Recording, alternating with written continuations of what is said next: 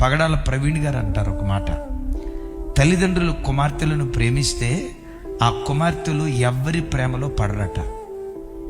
ఆ తండ్రి దగ్గర తల్లి దగ్గర ప్రేమ దొరికితే వాళ్ళు ఇంకొక ప్రేమ కోసం పరిగెత్తాల్సిన అవసరం ఏముంది? ఇంకొక స్నేహం కొరకు పరిగెత్తాల్సిన అవసరం ఏముంది?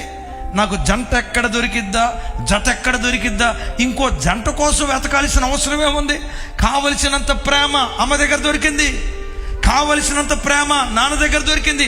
ఎంత ప్రేమాప్యాయతలు పంచే తల్లిదండ్రులు నాకుంటే ఆడెవడో వచ్చి ప్రేమిస్తానంటవేంటి, ఆడెవడో ప్రేమ పంచుతానంటవేంటి?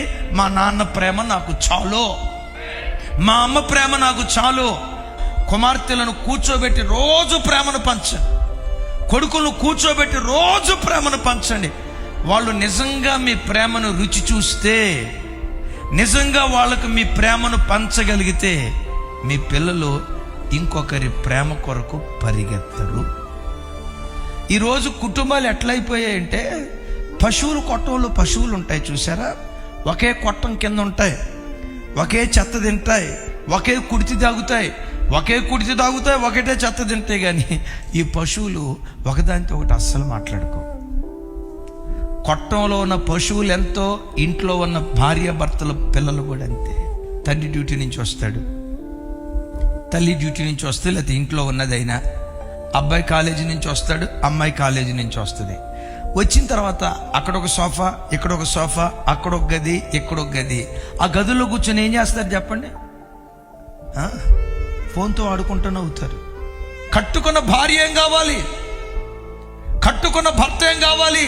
నా భర్త సాయంత్రం ఇంటికి వస్తాడు, ఆయన ప్రేమను పొందుకోవాలి, దగ్గర కూర్చోవాలి, మా నాన్న ఇంట్లో ఉంటాడు, అమ్మా నాన్నల పక్కన కూర్చోవాలని రోజంతా ఎదురు చూసి పిల్లలు ఇంటికి వస్తే, ఆ ఫోన్ నీ కొడుకైతే నీ కొడుకేం కావాలి? ఆ ఫోన్ నీ కూతురు అయితే నీ కూతురేం కావాలి?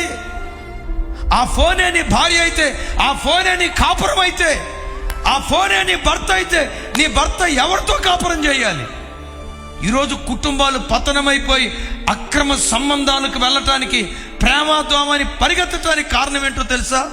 ఫోనే కొడుకు, ఫోనే కూతురు, ఫోనే భార్య, ఫోనే భర్త.